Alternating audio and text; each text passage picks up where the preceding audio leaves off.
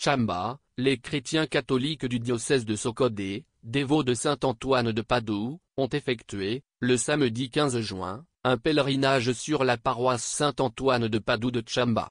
Ce pèlerinage a eu lieu à l'occasion de la fête liturgique de ce saint, célébrée chaque 13 juin.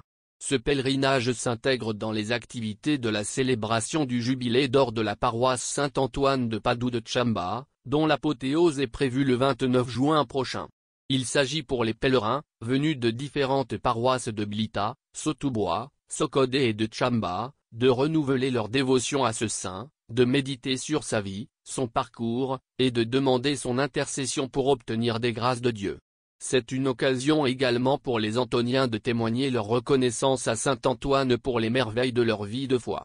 Le pèlerinage est marqué par une procession avec les reliques de saint Antoine, à travers quelques artères de la ville, des témoignages des fidèles ayant obtenu des grâces par l'intercession de ce saint au cours de l'année, et une messe pontificale.